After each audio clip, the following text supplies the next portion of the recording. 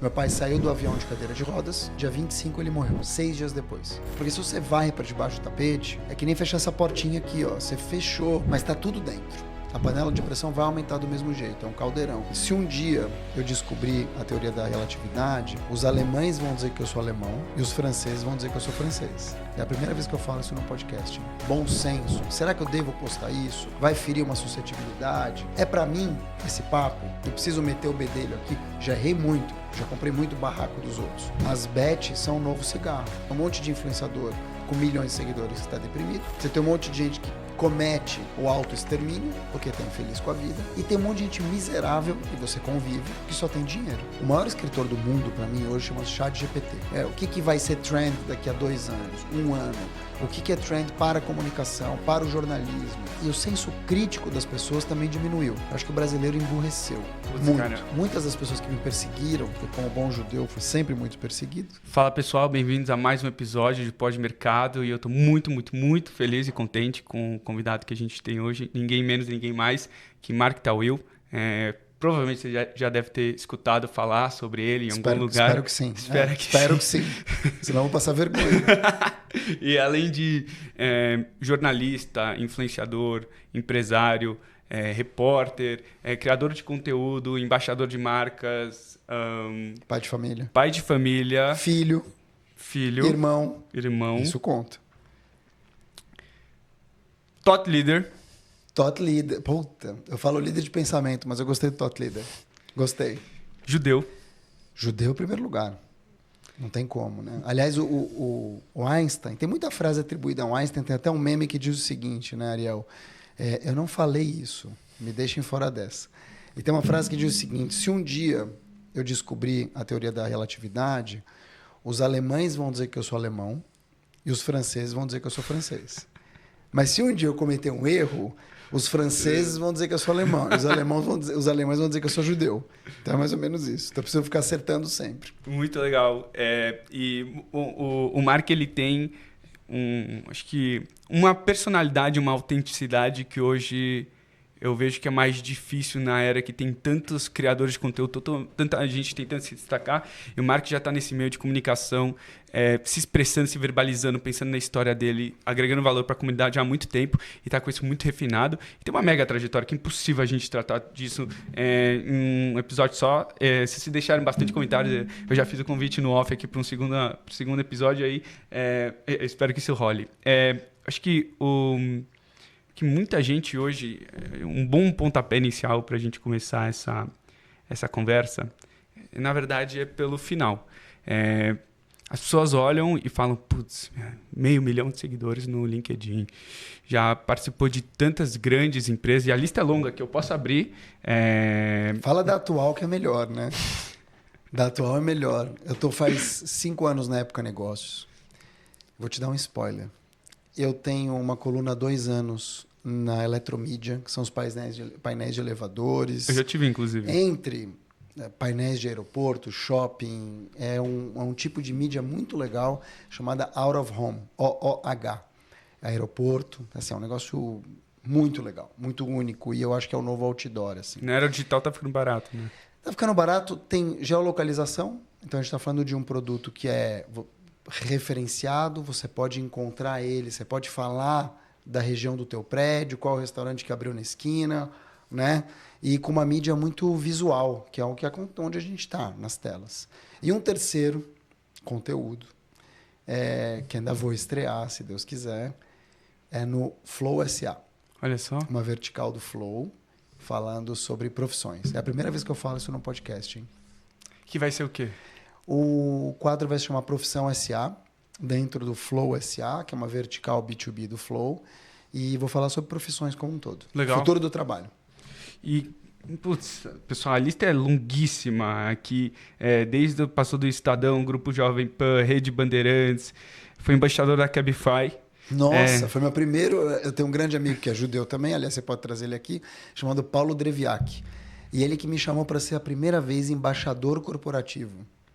Isso revolucionou isso para você? Para mim, total. 2017. Porque, na verdade, o que aconteceu? Eu venho de uma trajetória que é assim.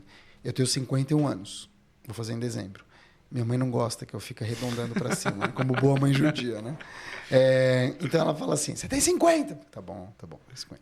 Então assim, eu comecei cedo com 18 anos, tive uma trajetória nesses veículos, que não tem esse glamour todo como tem hoje em dia, né? Talvez olhando em retrospecto, sim, mas eu trabalhei muito, fiquei muito tempo na estrada. Ralou muito? Muito. Imagina, não tinha final de semana, não tinha celular, então era ligação o tempo todo, outra vida. E aí trabalhei em imprensa muitos anos, né? Jovem Pan 3 anos, depois Jornal da Tarde 8, depois Band News mais 3, aí montei minha agência, aí da minha agência, e aí sim, eu te diria que entre 2010 e agora, os últimos 14 anos, houve a grande reviravolta. Porque entre 10 e 20, eu tive uma agência de conteúdo, que era Dialogue, virou Tauil Comunicação. Tá aí ok. Só que nesse meio tempo, ou nesse ínterim, como diz o poeta, eu me tornei LinkedIn Top Voice. E aí era uma lista de pessoas que mais engajavam. Fui eleito número 1 da primeira lista. Ou seja, consegui uma notoriedade que eu nunca tinha tido, mas eu já tinha 43 anos. Então não é um negócio que fui novo, Felipe Neto, ou você. Depois de velho, 43 anos. Né? E aí foi bom por um lado, que já tinha me dado uma maturidade para não ser tão cancelado assim. E aí eu fui abraçando algumas coisas. Sério? Quando você tem 20 anos, você tem um tipo de cancelamento. Quando você tem 40, você tem outro. Só se você for burro, né? Se você for inteligente, você vai ser menos cancelado, porque você vai pensar muito mais antes de escrever, antes de se posicionar. Mesmo assim, já fui. Mas muito menos do que o próprio Felipe Neto ou outras pessoas que estão aí há mais tempo. Porque é normal você ir se lapidando com o tempo. Eu já estava lapidado de muita coisa. E eu tinha uma coisa que eu ainda tenho, e eu acho que você tem também, e eu espero que muitas pessoas aqui tenham, que é pensamento crítico. Bom senso. Será que eu devo postar isso? Vai ferir uma suscetibilidade? Para mim esse papo? Eu preciso meter o bedelho aqui? Já errei muito. Já comprei muito barraco dos outros. Mas hoje eu penso 50 vezes, porque eu tenho muito mais a perder. Pensando no longo prazo, esquecendo o que você vai ganhar no curto prazo para olhar o longo prazo, como isso vai te afetar. E mesmo o que eu vou ganhar no curto prazo, o que é ganhar no curto prazo? O que é ganhar? É like? É a métrica da vaidade? Porque assim, hoje eu penso o seguinte, se eu vou postar alguma coisa, primeiro, a gente falou aqui de autenticidade fora do ar e vai falar aqui no ar.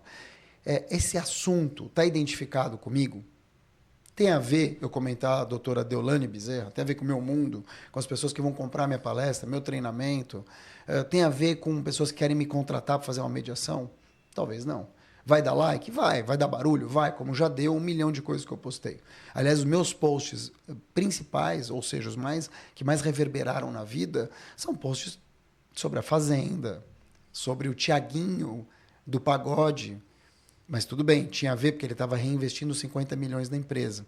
Mas teve 2 milhões de views, 100 mil curtidas quando eu postei isso. E era uma matéria da Forbes. Então, as pessoas se apegam, às vezes, a um tema que não é o teu tema principal, mas você fica sendo visto por isso. Então, hoje eu penso antes de escrever, sempre pensei, mas... Para saber ao que você vai se identificar, senão você fala tudo, você é um comunicador geral de tudo, Exato. que as pessoas gostam do seu comentário, gostam da sua opinião, mas não te associam a nenhum tema específico. E foi exatamente isso que me ferrou, mas também me salvou. Até 2020, eu tinha minha agência, que estava indo cambaleando, mas estava indo. E em 2020 eu tive um grande trauma, né, que foi a perda do meu pai. Eu fui para a França, a gente foi para a França, somos franco-brasileiros, fomos para a França, voltamos da França infectados de Covid. Era março de 2020. Meu pai saiu do avião de cadeira de rodas, dia 19, dia 25 ele morreu, 6 dias depois. Eu em casa, traumatizado, todo mundo, minha mãe com Covid, meu cunhado, minha irmã, a gente com medo de perder mais pessoas, a família na França toda infectada. Falei, o que a gente faz? E os clientes indo embora, colaboradores em casa, tinha acabado de ganhar o Great Place to Work número 1 em 2019, ou seja... Cara, que foda. Muito foda. E assim, aí eu falei, o que eu faço? E começaram as lives, você vai lembrar. Tudo era live. Você abria a gaveta, tinha uma live. Você corria pro quarto, olhava debaixo da cama, o pessoal estava fazendo live. A curva da live estava assim, maior que a da Covid. E aí eu tinha 500 mil de seguidores. Já. 500 mil de seguidores. Escrevia na época negócios. Tinha todo esse percurso que você comentou aqui do jornalismo. Sabe quantas lives eu fiz? Chuta. Chuto nenhuma. Isso é bom. Nenhuma. 0. Eu falei, bom, se eu tivesse feito 3, ou 5, ou 10, eu ia falar, pô, ajudei tanto o Ariel, levantei a bola dele quando ele precisou, e agora que tá todo mundo bombando, ele não me chama. Podia ser um pensamento assim. Até meio egóico, né? Porque isso é um pensamento de ego. Mas era um pensamento. Mas eu não tinha como pensar isso, porque ninguém me chamou. Então tinha alguma coisa errada comigo. Aí vem um senso crítico. Onde que eu estava errando? E era exatamente isso que você comentou. Eu não tinha assunto. Eu era um cara que escrevia sobre tudo e sobre o nada. Você tinha muita exposição, mas pouca profundidade. Não só profundidade, eu te diria. Eu te diria que tema. O meu posicionamento era tão genérico e tão generalista que as pessoas queriam estar perto, gostavam de mim e me chamariam para qualquer coisa. Tipo o âncora do Jornal Nacional. Só que eu não tinha tema. Sim. Não tinha tema. Não tinha um tema meu de falar, pô, vou chamar ele para isso. Hoje eu tenho um tema, né? Até para dizer que o meu tema sou eu mesmo, muitas vezes, que é um pouco do propósito do bate-papo aqui. Que você tem um livro que é ano que vem, seja a sua própria marca. Que você fala sobre construir sua própria marca. Que o prefácio era a orelha do livro era o Oliveto, mas ele se foi antes, infelizmente. O livro demorou um pouco, até por conta disso também. Eu tive isso, tive um divórcio, a minha cabeça, imagina, nos últimos 4 anos. E agora que eu tô, né, graças a Deus, atingindo de novo. As pessoas não entendem quão difícil é criar. Tem gente que fala, tem influencer que fala, cria um livro em 4... Não, dá. 4, mas tipo assim... Se você criar um livro, recorta e cola. Se Exato. você criar um livro de ChatGPT... Exato. O ChatGPT foi lançado em novembro de 22. Em março de 23, já tinha 200 livros sendo vendidos, escritos pelo ChatGPT. Então dá. Mas, de novo, o que você quer escrever? Exato. O que você quer deixar? Eu demorei e continuo. Agora, a HarperCollins me deu essa salvaguarda para entregar no ano que vem, em 2025. Mas, cara, não é nem isso, não é nem a questão do livro. Eu quero te dizer o seguinte, as pessoas enxergam o nosso palco, mas não o nosso bastidor. Ah, como tá bem, olha que legal, tá fazendo podcast, tá viajando. Ninguém sabe a lama que você tomou na cara no exército de Israel, no teu caso. Ninguém sabe quantas vezes você passou perto da morte, mesmo tão novo. Ninguém sabe o que você ralou para estar aqui. Então não tem essa história de, tá todo mundo... Ninguém. Você tem um monte de influenciador com milhões de seguidores que está deprimido. Você tem um monte de gente que comete o autoextermínio porque está infeliz com a vida. E tem um monte de gente miserável, e você convive, que só tem dinheiro. Então, eu pensei o seguinte, 2020, falei, bom, o problema sou eu. Puta. Se eu não tenho um tema, o problema sou eu. E aí é curioso, porque é o que eu mais sei vender, que é posicionamento. Eu sei se você quiser me contratar, eu vou te posicionar, como nunca. Casa de Ferreira e espeto de pau. Pois é. E é uma coisa que eu ainda falava. Falava, não pode ter casa de ferreiro e espeto de pau. E aí eu aprendi a fazer um espeto de ferro. Demorou, né? Porque, era tudo muito incipiente. E aí eu fiz o que é o título do meu próximo livro, que é Seja a Sua Própria Marca. Que não é você ter uma marca. Porque ter uma marca não quer dizer nada, como a gente viu. Mas é você viver esse valor de marca, essa promessa. E quando você faz isso, automaticamente, você faz o que a gente está fazendo aqui. Você é lembrado pelas pessoas por quem você é, e não por aquilo que você faz. Eu acho que é tão bom esse... Você tocou em saúde mental, a gente tem dificuldade com isso. O fato de você conseguir se enxergar, porque eu acho que quanto maior as pessoas olham de fora, quanto maior você é, acho que tem essas coisas, né? A gente lê sobre reis na Idade Média, o ego dos caras nunca conseguiam se enxergar. E eu vejo que, e não importa se você é jovem ou adulto, tem gente que não tem essa maturidade e não tem esse senso crítico e não consegue se olhar para dentro. Não. Não tem essa humildade também. Não quer olhar para dentro, né? Porque é um exercício também esse exercício de despedaçar é um exercício doloroso. Você se trabalha, o que você faz? Você medita, você faz terapia, você escreve para você mesmo, você... O que você faz para se autorrefletir? Eu sofro, né? Primeira coisa, eu sofro. Eu acho que o sofrimento, ele traz essa... O sofrimento é uma escola. Tem um rapper muito bom. Eu gosto muito de hip hop, né? Apesar de eu ter essa cara. Muito. Tenho tatuagens de hip hop. Eu sigo há muitos anos.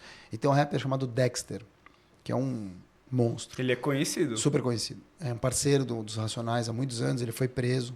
Né? Ele passou um tempo na cadeia e tal. E ele tem várias músicas que remetem à história da prisão.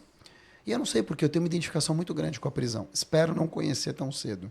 Mas sabe que tem o Raphael Rowe, que é um cara que apresenta as piores prisões do mundo na Netflix? O cara me segue.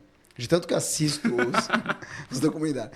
E ele tem uma música que é super interessante, que ele fala o seguinte: o sofrimento também é uma escola. E acho que quando você sofre, não no sentido de ficar em posição fetal, igual um feijão, e não sair do lugar, mas sofrer mesmo, assim, se fuder. A minha analista falava isso. O melhor remédio é se fuder. E quando você se fode, que você entende o seguinte: talvez eu precisasse disso para baixar a bola, talvez eu precisasse disso para entender que eu não estou nesse momento, e talvez eu precisasse disso, como aconteceu comigo nos últimos 4 anos, para saber o seguinte: eu vou me reerguer a hora que eu tiver que me reerguer, mas eu preciso passar por isso.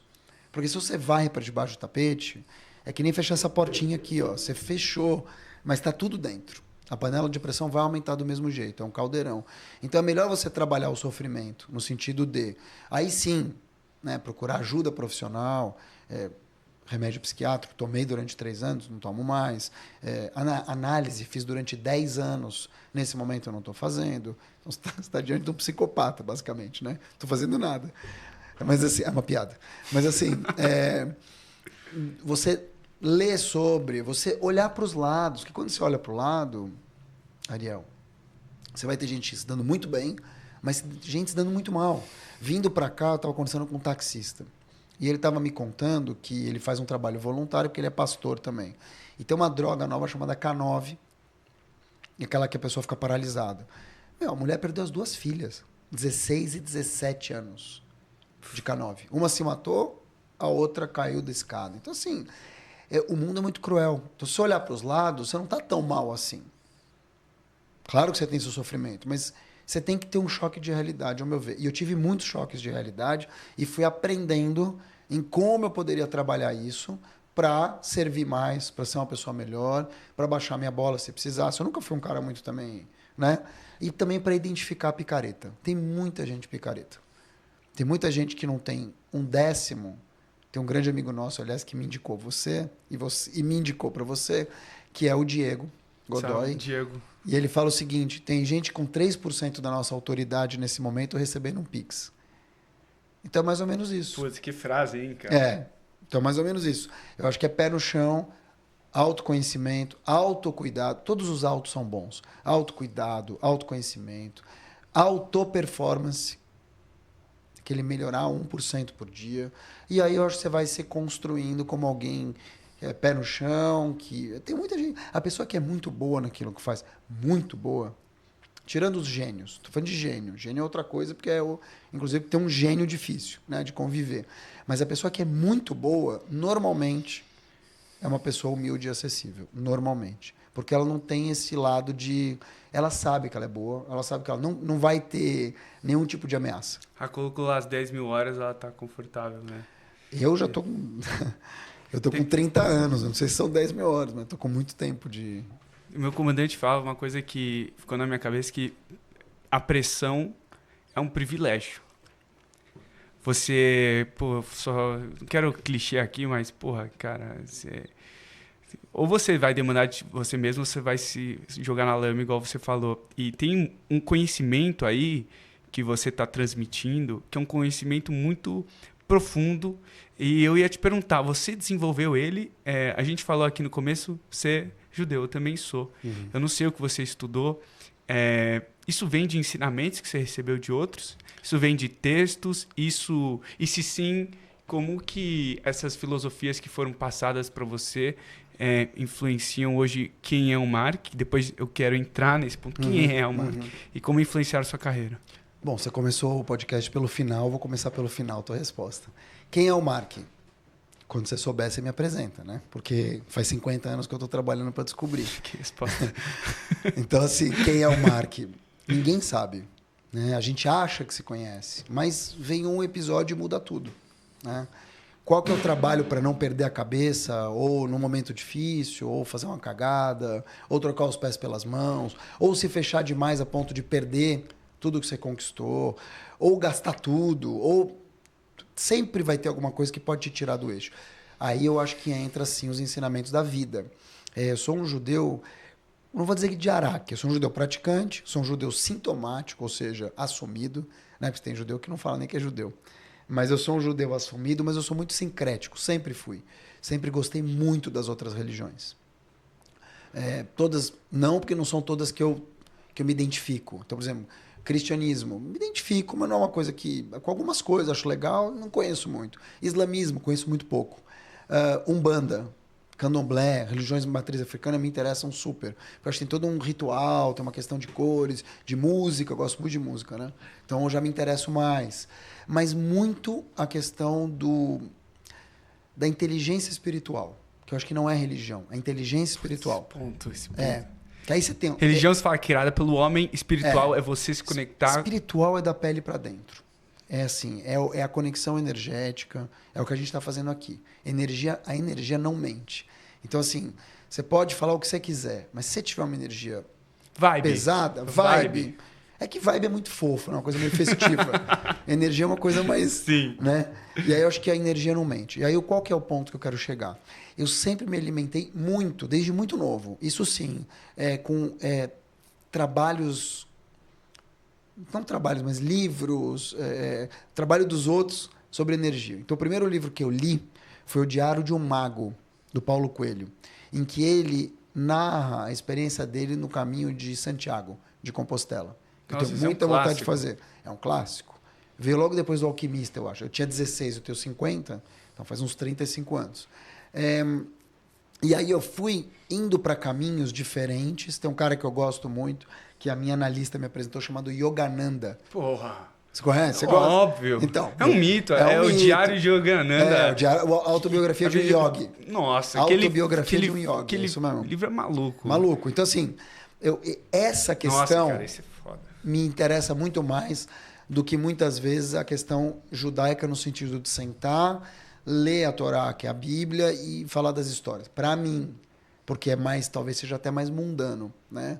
A minha irmã já é religiosa praticante, ortodoxa, judia praticante. Então, é uma outra vivência, uma outra conversa. Os meus filhos estão em colégio judaico. Eu sou diretor da Confederação Israelita do Brasil, da CONIB.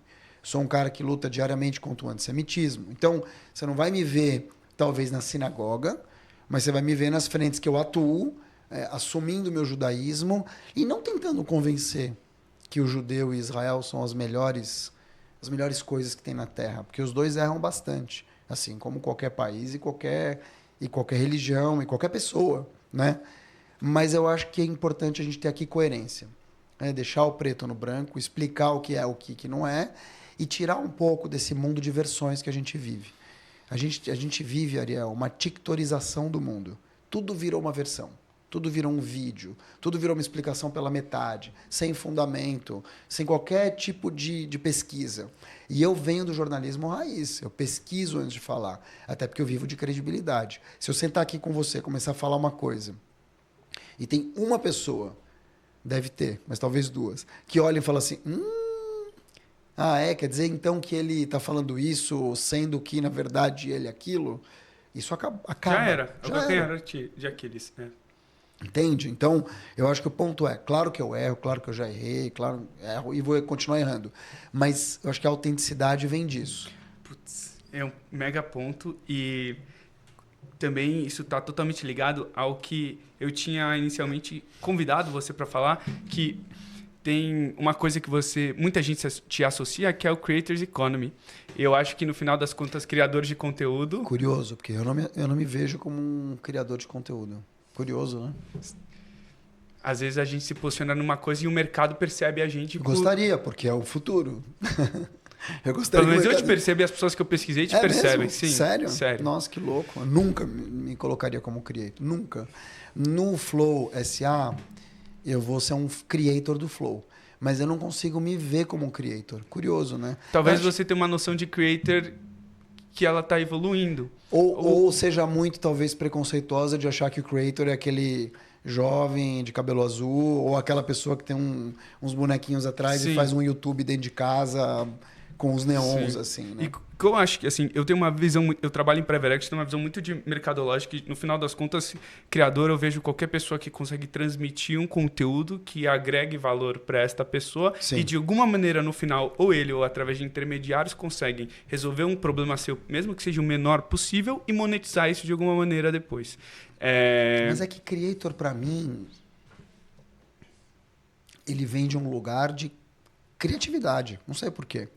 Mas precisam ser criativos. Não, tudo bem. Mas um cara criativo, uma mulher criativa, uma pessoa criativa, eu não consigo. Eu sou criativo em algumas coisas, mas eu não consigo ser um cara assim que você olha e fala assim, nossa, cara criativo, sabe assim? Mas eu sei que eu vou tocar agora em métricas de vaidade, mas não dá para ter o alcance e a exposição que você teve sem você ter criado conteúdos criativos que engajaram. Eu não sei se criativos, tá? Que engajaram. Talvez para com certeza. você não foi. Eu vi conteúdos que eu achei criativo. Não, tudo bem. Talvez é curioso. O meu principal texto no LinkedIn, aquele que me projetou, porque eu escrevi um texto sobre otimismo, ele foi pensado, na época tinha uma página chamada Pulse. E aí os editores pensaram e colocaram que era uma vitrine. E aí o meu primeiro texto teve 3 mil. Acordei no dia seguinte com 3 mil views. Que na época era tipo 30 mil hoje. Era muita coisa. O meu segundo texto foi sobre pontualidade. Hoje ele tem tipo 3, 4 milhões. Mas era um artigo. Os artigos hoje dão 300 views, 500 views. Deu 3 milhões, que na época era o post de hoje é o artigo de ontem. Aí sim eu acho que tem um valor de fazer o seguinte, talvez. De olhar para onde as pessoas não estão olhando. Criativo. Eu não sei se isso é criatividade, você acredita? Como que se mede criatividade? Não tem como medir, mas estou dizendo assim... Então talvez eu precise trocar a palavra. Talvez seja uma coisa de visão mais criatividade, assim. Quando você olha para onde ninguém está olhando, eu não sei se é uma coisa criativa. Mega visão. No final das contas, seja em conteúdo, seja em investimento, seja em negócio, se você vê alguma coisa que as pessoas não estão olhando, sabe que isso toca em muita gente, sabe que isso é uma demanda, algo em comum e você consegue endereçar isso, é um grande conteúdo, é um grande negócio disso. E no final das contas, eu vejo conteúdos realmente... Pena que quando você faz isso na tua empresa... Em vez de like, dá milhões, né? No meu caso, são comentários e likes. Né? Podia trocar um pouco. Vamos trocar? E o que eu ia tocar eu acho que conteúdo, no final das contas, é um jeito de uma pessoa física qualquer, por maior ou menor, mais estudada ou menos estudada, que tem muitas coisas dentro que a gente não consegue enxergar, consegue trazer ao mundo uma coisa que amplia as mídias sociais, ampliam o poder, né, de tocar em várias pessoas e você, no final das contas, resolve um problema de alguém ou de muitas pessoas. Querendo ou não, você fez isso através da sua trajetória. Quando você escrevia colunas, escrevia artigos, você estava cutucando a curiosidade das pessoas, expondo um ponto que elas não sabiam, fazendo uma contradição. Até hoje, né? Até hoje. E isso tem muito valor. Eu acho também. E aí eu acho que o mercado foi entendendo essa nova onda de gente fazendo de maneiras mais modernas, porque no final das contas os princípios talvez de copyright são os mesmos. E eu vou chegar no ponto que eu quero, que eu te vejo, eu não sei se você se olha, como um escritor. Você desde cedo escreveu. Acho que sim. E inclusive, eu vi que você colocou no seu LinkedIn que você faz parte do Novo Mercado, que é uma escola de copywriting, do Ícaro de Carvalho, que talvez copywriting é o nome sexy hoje que dão para quem escreve, porque escreve com o propósito de vender. E eu ia te perguntar, como que a escrita influenciou você? O seu cérebro, o seu jeito de pensar, o seu jeito de se articular, se você se olha como um escritor, se você se olha como um copyright? Eu acho que sim. Copyright não, porque eu acho que o copyright ele é muito focado nisso que você falou, né? De você induzir a venda, talvez, e tal. O maior escritor do mundo, para mim, hoje chama-se ChatGPT, né? E a gente é parceiro 24 horas por dia. 24 horas por dia eu estou no ChatGPT. Eu uso muito a ferramenta e eu acho que ela me deu muita criatividade, muita personalização, muitas ideias. Então, eu sou um cara que abraçou mesmo essas novas tecnologias para eu poder escrever mais, de uma maneira mais rápida, com menos custo, mental inclusive, e até de uma forma mais criativa. Só para deixar claro isso, para que não fique uma coisa assim, o escritor romântico. Já fui, né? E perdia muito tempo de vida e de energia com isso. Hoje eu tô, né? Escrevo muito mais, de uma maneira muito mais criativa, muito mais atualizada e tal. Mas escrevo, né? Não recorto e colo. Eu escrevo. Dou um tapa muitas vezes e tal. Tudo isso para te dizer o seguinte, que o ChatGPT, eu acho que quando ele entra na minha vida, e de muitos criadores, te diria que em comunicação quem usa mesmo a escrita é 80, 90, para não dizer 90, 95, vai. Eu duvido alguém hoje, tem pouquíssimas pessoas do meu convívio que escrevem todos os dias e que não usam o ChatGPT. Pouquíssimas. Tu escreve do zero. Você fala, puta, eu vou escrever um artigo de 4.000 caracteres do zero. Porque, cara, é muito mais fácil. É aquela pesquisa do Google que você fazia, agora você tem em vez de procurar ali uma foto do bolo, você tem alguém que vai preparar o bolo para você, que já tem os ingredientes, e depois você vai direcionando. Então, outro dia eu vi até uma fala do Walter Longo, que é um especialista em marketing, mais velho do que eu, deve ter uns 70 e poucos. Ele dizia o seguinte, que nesta era da inteligência artificial vão se sobressair as pessoas mais velhas. Porque elas lerão mais, porque elas têm mais tempo de vida. Interessante. Super interessante. Porque elas têm mais repertório. E aí você vai poder fazer melhores perguntas. Só pegar alguém que leu pouco, viveu pouco, que não sabe fazer o ó com copo, como se dizia antigamente, a pessoa não vai fazer uma boa pergunta e não vai ter uma boa resposta. Então, o futuro é de quem sabe perguntar. E aí, tudo isso para te dizer o seguinte, sim, eu acho que eu escrevo, sempre gostei, desde a redação da escola, passei por... como eu me sobressaí, quando eu comecei a escrever para o Estadão cartas que eram publicadas contra os neonazistas que atacavam nordestinos de São Paulo. Estou falando isso de 91, faz 30 anos, 30 e pouco, quase 35 anos. Depois escrevi um artigo contra o racismo. Então, essa questão de direitos humanos, sem militância, mas de direitos humanos, de olhar para as pessoas humanamente, sempre teve comigo. E eu acho que esse é o mérito também do judaísmo, né? O mérito da Tzedakah, o mérito de ter ou de tentar, não que eu nunca tivesse feito bullying, já fiz, mas de tentar ser menos bullying, de tentar olhar mais para o ser humano. Eu acho que isso vem do judaísmo. E aí eu fui escrevendo ao longo da vida. Como eu trabalhei impresso, todos os dias eu escrevia, a minha escrita é muito afiada. É muito rápida. Sim, mas assim, de novo, precisa querer também. Você vai ter gente que também fez o mesmo percurso do que eu, que está fazendo a mesma coisa há 30 anos, 25 anos, que não saiu do lugar, que olha para o ChatGPT e fala, não, Deus me livre. E aí você vai ter gente que nem eu, que, cara, que vai... Eu acho que esse é um ponto muito bom da minha parte. 2 pontos. Update or die. Isso para mim é muito claro. Eu me adapto muito a tudo. Então, assim, outro dia me perguntaram, quem que é teu grande influenciador e tua grande influenciadora? Eu falei, meus filhos, que tem 8 e 10 anos. Óbvio, é o que eu tenho de mais fresco. Eu sou muito fã dos Rolling Stones, né, como dá para ver aqui pela tatuagem. E perguntaram para o Mick Jagger o seguinte, você tem 82 anos. Cara, que energia é essa? Ele falou, porque eu só ando com gente mais nova. Por quê? Porque você é a conversa que está rolando, é o papo que não sei o que lá, é a atualização. E eu acho que é isso que eu vivo esse frescor. Esse é um ponto. E o segundo ponto que eu gosto em mim é antever. Isso vem do impresso. O impresso tinha que sair de madrugada, você fechava o jornal à noite, e aí você tinha que trazer para o leitor um texto... naquele tempo. Naquele tempo e mais. Você tinha que antever. Porque assim, o que aconteceu naquele tempo? O Jornal da Noite já dava. O Jornal da Globo. Já dava tudo. O Jornal Nacional, que estava sendo fechado e já ia ao ar, já derrubava metade das nossas matérias. Então, o que eu tinha que fazer?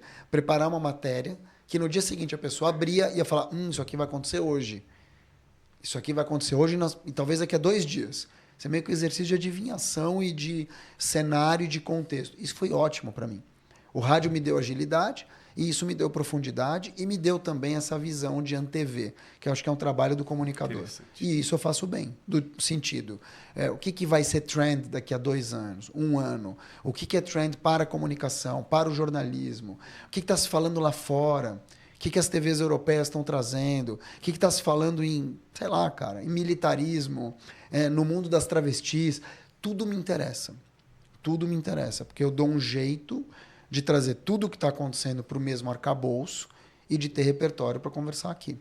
Você tem um framework na sua cabeça de como dissecar um conteúdo, você para você quantos mais referências melhores. Isso. E tudo que você consegue ver, que você acha interessante, falar, eu enxergo aqui um conteúdo onde outras pessoas não conseguem. Isso, exatamente e aí isso. você tem esse poder de para qualquer vertical, né? Porque você tem o framework de aplicar isso. Você me leu. Ó, olha que interessante o que você falou, me veio aqui. Umas 3 semanas atrás, eu fiz um texto sobre bets. Você não vai ter muita gente escrevendo sobre bets, por incrível que pareça. Porque você vai ter gente ou falando que as bets são, como é que fala? Proibidas ou não e tal. E eu fiz um texto pegando esse framework que nasceu a partir de uma notícia que me chocou. Isso escrevi em setembro. Eu escrevi em setembro, começo de setembro, ou seja, mais de mês. Era começo de setembro. Tinha acabado de sair um dado chocante, ou pelo menos deveria ser chocante, que no mês de agosto, os brasileiros do Bolsa Família, ou seja, a parcela mais vulnerável do Brasil, gastou, se eu não me engano, 3 bilhões em apostas e jogos de azar. Cara, isso é...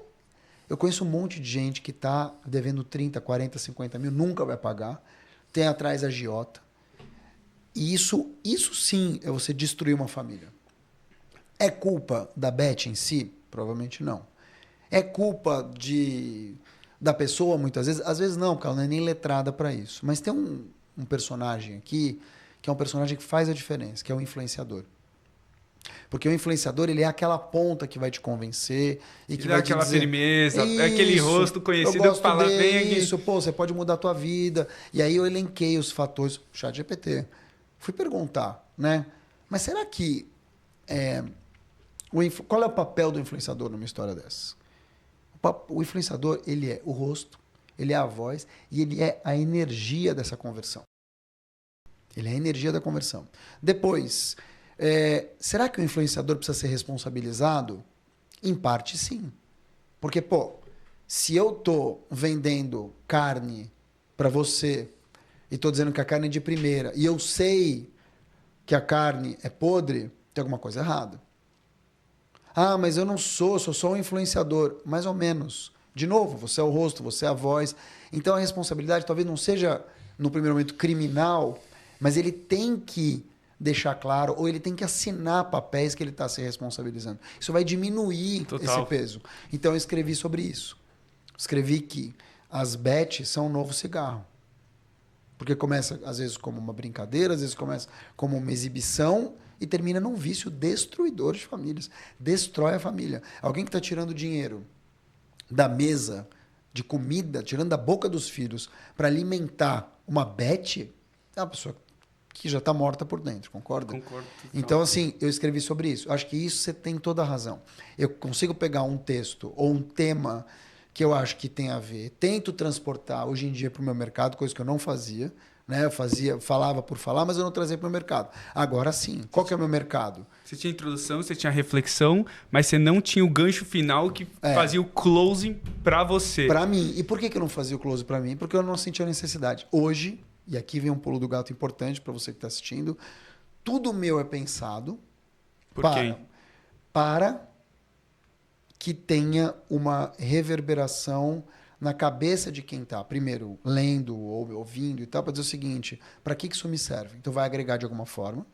E segundo, para que as pessoas me identifiquem com aquilo que eu faço, que é comunicação, que é mentoria, que é eu poder falar sobre o que eu estou falando aqui num outro podcast. Eu quero que as pessoas vejam valor nisso. E claro, se eu fizer isso, que não seja sobre bet, mas se eu fizer isso falando de feedback, posicionamento, é uma venda. Que é uma coisa que eu tinha vergonha de falar. O que você tinha vergonha de falar? Que eu estava vendendo. Por quê? Porque para mim, como eu venho do jornalismo raiz, não tinha nem adjetivo. Eu fazia um texto, eu nem colocava assim, o querido Ariel. É isso e... É isso e isso. Quero te convencer, quero te passar a verdade que eu encontrei e ponto. E só, fatos. Não tinha elogio, não tinha ataque, não tinha meia verdade, não tinha levantar a bola, não tinha nada. Era papo. Quando eu saí desse lado e fui trabalhar com agência, tinha que lapidar o cliente, eu também trabalhava para lapidar o cliente. Quando eu fui ser eu tive muita dificuldade em me vender. Cara, que bizarro isso. Bizarro. Em me vender. Por quê? Porque eu achava que afetava a minha credibilidade no sentido de, entendeu? Pô, mas eu vou falar de mim, vou falar do outro, né? Não vou falar de mim. E aí, quando eu chego, eu comecei a perceber que eu estava deixando dinheiro na mesa. Porque eu era, entre aspas, legal, as pessoas gostavam de acompanhar, biriri, bororó, mas na hora de comprar, compravam do terceiro. É o que a gente chama de tem muita iniciativa e pouca acabativa. Exatamente. Hoje, cara, é perfeito. Eu amo essa palavra. A palavra acabativa vem de um cara chamado Stephen Kunitz. E é uma palavra que eu uso muito, adoro. Que é americana, na verdade, achievement, né? Sim. Achiever. Eu não era um achiever. E uma pessoa com muita iniciativa e pouca acabativa é um animador de piscina de resort, com todo respeito. Né? Vamos lá! E é muito legal. Só que no dia a dia você não vende. Você tá ali, incentivando e vamos lá. E na hora do vamos ver, ele vai contratar uma terceira pessoa. Sabe como chama isso em empresas? Closer. No time de vendas. O closer. Sim. Mas eu não tinha esse closer, eu tinha o close. Sabe o close? Sim. E normalmente o closer tradicional não tem conteúdo. Ele não tem conteúdo. Ele pega precisa, a coisa né? super quente e ele... ele não precisa, exato. Ele aperta os gatilhos emocionais, ele faz o copy. E assim, eu sempre olhei... Ele não é um criador. Não, é um criador. Eu sempre olhei... toda interação humana, que no final das contas, economia só é a massificação de interações humanas, como troca de valor. Então, você agregou valor na pessoa, você ensinou para ela, você, Mark, como... Tô chutando aqui. Como se posicionar, como ser autêntico, como construir um brand pessoal, como ter uma boa comunicação, como ele pode usar dos skills ou dos conhecimentos pessoais dele para ter uma vida melhor, para escalar os negócios dele, etc, etc. Putz, isso é um mega efeito que a pessoa pode ter hoje, né? Então, você está entregando esse valor para a pessoa e você está cobrando um pouco desse valor que você vai entregar para a pessoa, para você. E eu acho também que quando você cobra hoje, eu não acredito que em dar coisas de graça, porque, tipo, eu já vi tanta gente, tem, assim, hoje, ChatGPT, internet, se você quer se tornar um expert em qualquer coisa, se tem um computador, um celular, passa 2, 3, 4, 5 anos, você consegue ficar um expert em qualquer coisa, porque tem tudo de graça, mas se você não coloca o seu bolso lá... Você citou o Ícaro de Carvalho, né? Você não se compromete, cara. Ele fala assim, ele tem uma frase, me dá 10 anos, não é isso? Me dá 10 anos, ele tem uma frase assim, eu acho, que em 10 anos ele vira o maior... Em qualquer coisa. E eu acho que cada vez mais a gente vai ter menos que 10 anos, porque as ferramentas estão acelerando, a cabeça está acelerada e o senso crítico das pessoas também diminuiu. Eu acho que o brasileiro emburreceu muito. Cara, acho que o mundo emburreceu. O mundo emburreceu muito, e o brasileiro também. E vou voltar com o Diego aqui, que é o nosso amigo e irmão, o Diego Godoy, que a gente estava conversando hoje de manhã sobre isso. E o Diego acha que em 2030, ou seja, amanhã, a gente vai ter uma espécie de um apartheid cognitivo. Caramba, forte. Forte. Porque justamente a gente vai ter uma crise cognitiva. Já está tendo. Né? Quando você olha, por exemplo, para as pessoas que não sabem te atender mais, porque você fala que você quer uma água com gás, ela te responde sem gás, ela nem escuta. Você tem pessoas que... É verdade, é triste. Então, assim, você tem um problema de um apartheid tecnológico, já tem, e vai continuar tendo, e você tem um problema de um apartheid cognitivo. E eu acho que ele está coberto de razão. A gente regrediu. Eu vou fazer um promo, nunca fiz isso no podcast, mas o Diego Godoy é um cara sensacional, um mega recrutador, headhunt super incrível. E quem quiser, a gente vai colocar as informações dele embaixo desse vídeo, porque ele merece. Um abraço, Diego. A gente tá falando para as pessoas saberem. Fazendo seeding, né? Que a gente fala, né? E eu tenho uma coisa que eu realmente queria te perguntar, na verdade duas, mas eu vou quebrar. A primeira... Cara, você já falou com muita gente, já entrevistou muita gente, já viu com muitas empresas. E você escutou conselhos ao longo da sua vida, vários. Qual foi o conselho mais inesperado que você recebeu? De alguma forma, transformou sua visão de mundo ou sua carreira? Que, igual você falou daquele LinkedIn Top Voice, que foi um ponto de virada para você. Qual foi o conselho que te tirou a cabeça da água e mudou as coisas para você? Não foi bem um conselho. Em 2013... Era 2013? Não foi 2013, foi até antes. Em 2010, quando eu nunca falei isso. Quando eu decidi... Bom, é o lema desse podcast. Eu decidi entrar e montei uma agência de conteúdo para não montar uma assessoria de imprensa. Estava todo mundo montando e tal. E eu não era um cara tecnológico, estava vindo da Band News FM, repórter, apresentador, blá, blá, blá, e montei. E aí tinha uma profissional que sempre me procurava lá, sempre, para pedir coisa, eu sempre dando, eu sempre sendo gentil e ajudando e tal. Quando eu saí de lá, uma das primeiras pessoas que eu procurei foi ela. Eu tinha um Nextel, pra você ter ideia, que só mandava SMS. E aí eu mandei um Nextel de SMS para ela. Falei, pô, eu queria conversar com você, a gente podia se encontrar, queria te contar do meu projeto. Ela não respondeu. Eu falei, nossa, mas tudo bem, às vezes é dia a dia, né? Mas eu estava sempre para ela. E ela me procurava dia sim, dia não. Até que eu mandei outro. E ela me respondeu por escrito. Agência de conteúdo, né? Bem-vindo. Bem-vindo ao clube, ela falou. E aí que eu entendi que não importava tudo que eu tivesse feito, não importava o que eu tá aí para ela. Eu tinha virado um inimigo, um adversário inimigo no momento em que eu pus a cabeça para fora. E aí eu entendi que neste mercado, assim como muitos do teu, deve ser pior até, não importava caráter, não importava nada. Tempo, convivência, favores que você fez. Era você, ela te via já como um outro bicho ali. Pedaço de carne, era a cadeira. Pedaço de carne. Era a cadeira que importava. Sempre foi. E aquilo, além de me decepcionar muito, né, fiquei muito, muito, muito triste, assim, me deu uma lição, que ninguém é de ninguém, assim. Não é essa palavra, ninguém é de ninguém, mas é cada um por si, Deus contra todos. Era mais ou menos isso. Aí esse foi um primeiro ponto, quando eu resolvi empreender. Quando eu estava na minha carreira, eu recebi vários conselhos legais. Mas eu também percebi que muitas vezes eu não estava com a maturidade para levar isso para mim. E aí? Fui batendo. E aí me fudi. fui me fudendo. Sabe aquele urubu que vai batendo? Assim, pá, pá, pá. Eu ia batendo. Se eu tivesse com a cabeça de hoje.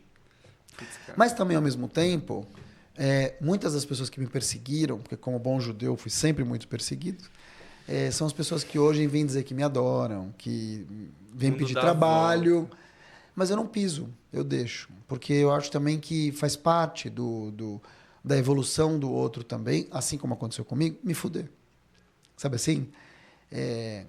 Cara, que foda. É muito foda. Porque assim, você fala, hoje eu poderia estar... Ou não. Você poderia estar e cair um andaime na tua cabeça. O karma é muito foda em você, essa noção. Eu tenho um karma... Eu tenho um karma, assim, bem latente. Não de ter me ferrado. Vou fazer... assim, vou fazer essa mas de entender o que é karma. Até porque eu sigo várias páginas de Instant Karma. Você já viu Instant Karma? Não. Não? Pô, maravilhoso. Quando um motociclista vai lá e estica o pé pra quebrar. Entendi, e ele se arrebenta. Instant Karma. O cara vai dar um tapa, ele cai. Entendi. Tem várias. Então, assim, eu sou muito a favor do karma. E eu enxergo muito karma. E por isso que eu te digo, assim, quando a pessoa vem... Acho que toda a minha construção, ela está baseada em 2 letras, na verdade em 3, que é IE, que é inteligência emocional. Então, isso para mim é muito importante. Depois de tudo que eu passei, ainda passo, depois de todas as coisas que eu sofri, eu sempre trabalhei muito a minha inteligência emocional. Você nasce com isso ou desenvolve? Cara, os dois. Os dois. Você vai ter gente sábia desde pequena, de não levar isso para si, e você vai ter muita criança em corpo de adulto. Entendeu? Você vai ter muito adulto que são crianças crescidas e que não aprenderam isso e que ficam batendo o pé e chorando e tal. E você vai ter crianças, literalmente, que têm isso muito desenvolvido. Você é um cara muito novo, tem isso desenvolvido, viu muita coisa no Exército de Israel. Então, assim, você tem muitas crianças periféricas no Brasil que são arrimo de família desde criança. Então, eu acho que essa inteligência emocional me ajuda muito. E tem uma outra letra que eu gosto muito, que é a letra E. Então, sou eu e as pessoas. Dá para entender? Sou eu e a tecnologia. Sou eu e o karma. Sou eu... Entende? É diferente do que o ou. Né? Sou eu ou ele, sou eu ou separa, ela. o E junta. O E junta. E eu sou um cara mais agregador nesse sentido. Embora eu seja um cara meio lobo solitário. Eu não ando muito com turma, cardume. Você não vai me ver muito panela. Né? Eu tenho um pouco de cada. E eu acho bom, para mim. Eu chego às vezes um pouco atrasado. Chego. Porque com a panela é mais fácil, né? Você vai ver, sei lá, naquela época que explodiu os influenciadores, todo mundo se ajudando, beleza, estão todos lá. Mas também quando um cai, caem todos. Quando mancha em cima de um, a mancha vem pro grupo. Então eu sempre fui meio refratário em relação a isso. Eu tento trilhar um caminho solitário. Demora um pouco mais? Demora. Mas o mérito é meu, né? Não é do outro. E eu também apanho e bato, e então vou aprendendo a ficar mais calejado ao longo da vida. E eu chego nesse ponto de maturidade com mais orgulho da minha trajetória, porque outro dia eu vi uma frase bacana que fala disso assim: quem carrega o balde d'água na cabeça dá valor a cada gota. Então você sabe onde você apanhou, você sabe por que você apanhou, se você tiver maturidade para isso. Se você tiver uma visão infantil ou narcisista da vida, que a culpa é do outro, é muito mais fácil, né? Só que assim, a que preço? Meu avô sempre falava, se você não apanhar em casa, você vai apanhar da vida. Nossa, bom, é isso. É isso. E ele era daqueles que ele encostava.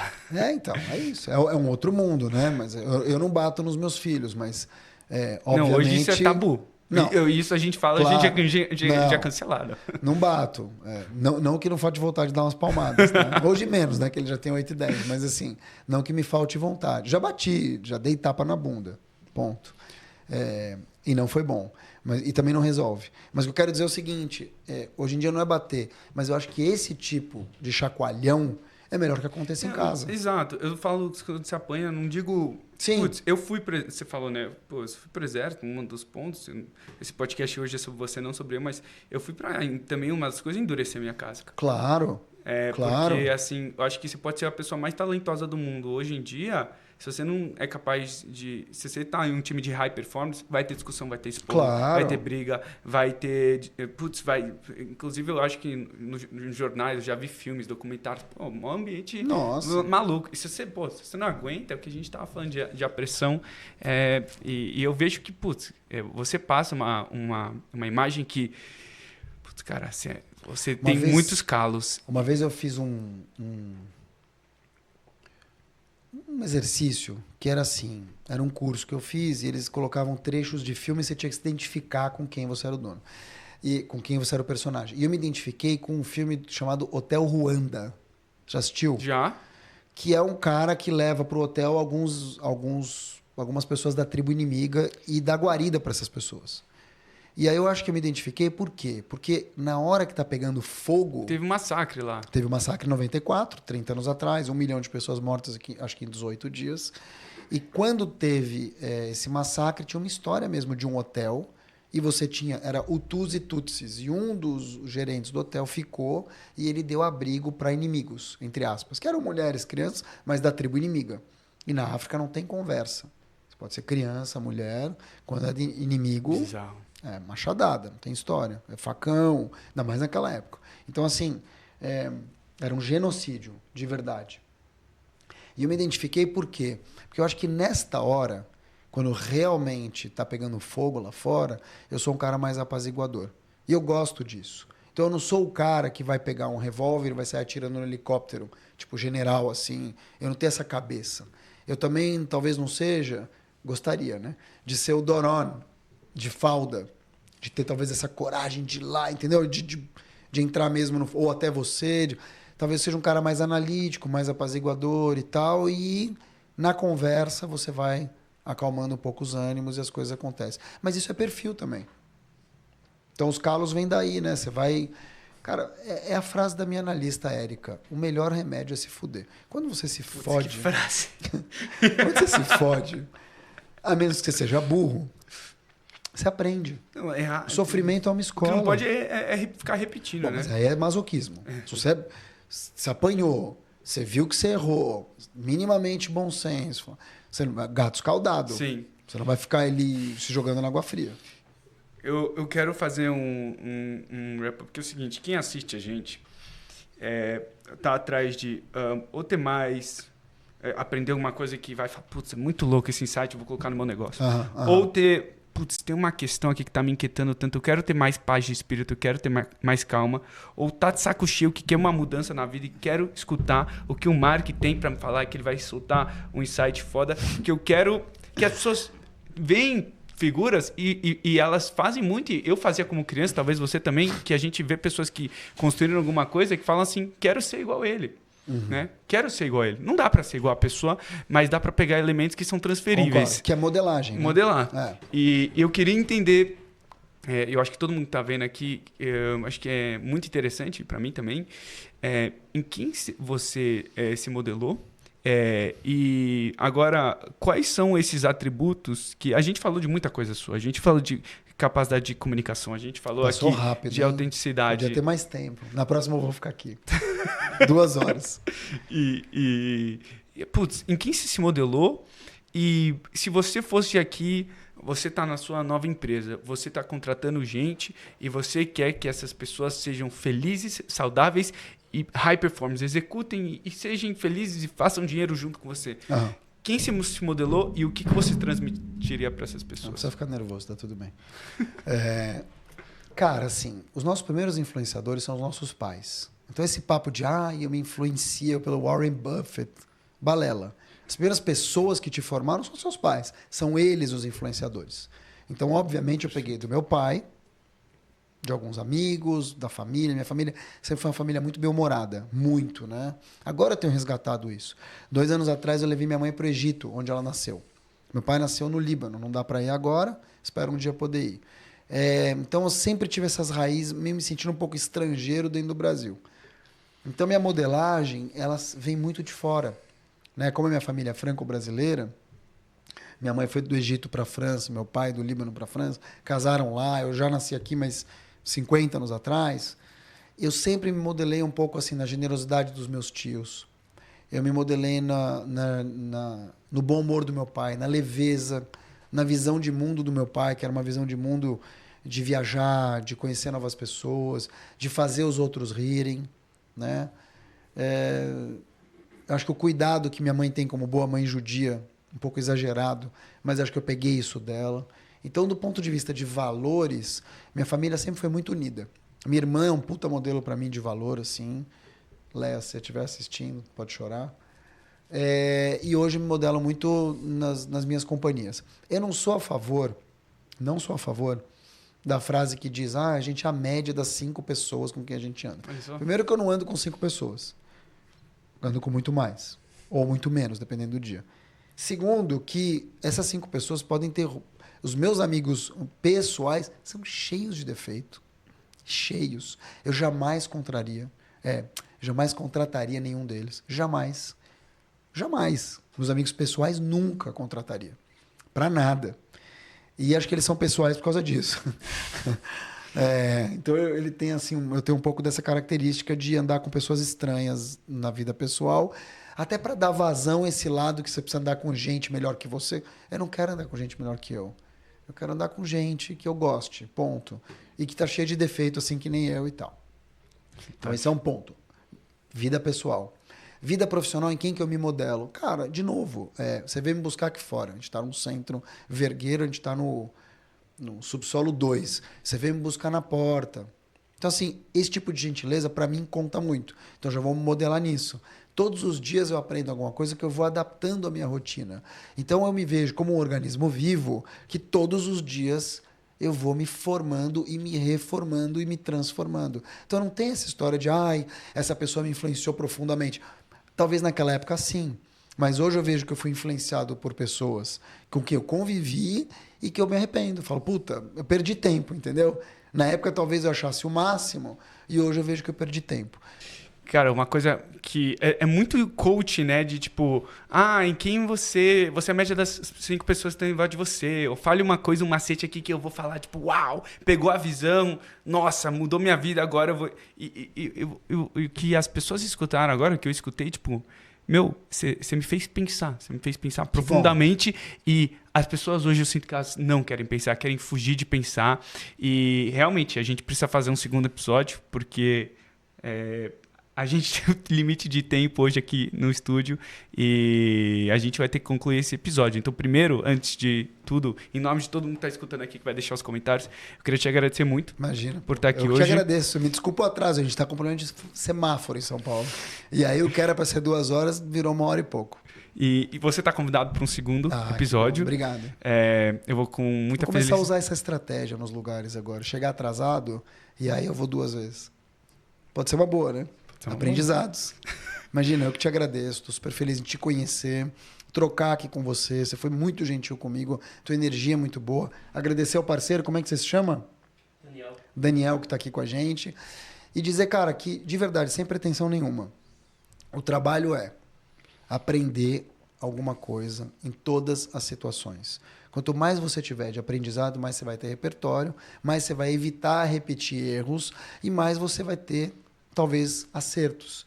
E eu acho que isso sim é maturidade. Aprender a não errar com as pessoas de novo, aprender a escutar e entender que não necessariamente é sobre você, muitas vezes é sobre o outro. E como é que você trabalha essa inteligência para que você possa se posicionar. Foda. Pessoal, deixa aqui os comentários que você quer que o Mark veja. Mark, onde que as pessoas podem te encontrar nas mídias sociais? Na TV Globo. Na TV Globo à noite, é @Cauã Raymond, @Mark Tawil, em todas as redes. Estou sempre disponível. Outro dia um cara foi discutir comigo na rede social. Tem o haters também, né? Faz parte do pacote. O cara falou, você se esconde. Eu falei, aonde eu me escondo, cara? Tô todo dia aqui, você vem aqui me xingar, eu vou me esconder. Então, assim, todas as redes você me encontra. Que engraçado. Pessoal, esse foi mais um episódio de Pós Mercado, onde a gente fala as coisas que o mercado não fala. E eu vejo vocês no próximo episódio.